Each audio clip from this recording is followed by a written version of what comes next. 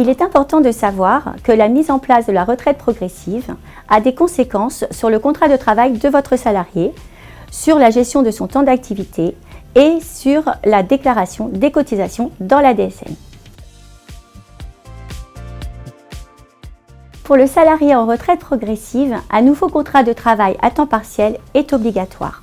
Ce contrat doit comporter des mentions obligatoires comme la qualification de votre salarié, les éléments de rémunération, la durée hebdomadaire, mensuelle ou annuelle de la durée du travail, ainsi que la répartition du travail. Concernant la durée du travail, les cas dans lesquels la répartition peut être modifiée, ainsi que la nature de cette modification, doivent être mentionnés.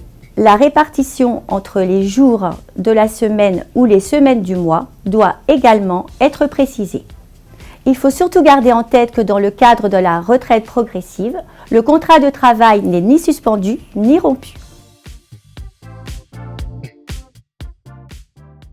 Pour ceux dont la durée de travail est exprimée en heures, l'activité partielle comprise entre 40% et 80% de la durée légale de travail doit être exprimée en heures réparties sur la semaine ou sur le mois. Pensez-y, les heures complémentaires et les heures d'équivalence ne doivent pas être intégrées dans la durée légale de travail. Depuis le 1er janvier 2022, le dispositif de retraite progressive a également été ouvert aux salariés au forfait.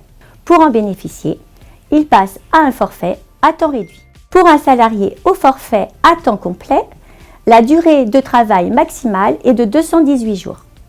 Dans le cadre d'une retraite progressive, ce forfait est compris entre 40% et 80%, soit entre 87 jours et 174 jours.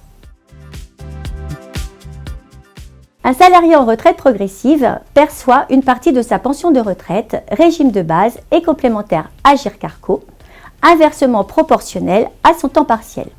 Par exemple, un salarié qui travaille à 40% perçoit 60% de sa retraite.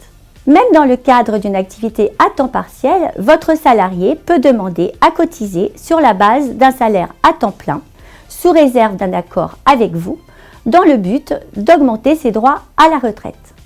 La possibilité de cotiser sur la base d'un salaire reconstitué à temps plein en Agirc-Arrco suppose que vous ayez fait la même démarche pour le régime de base.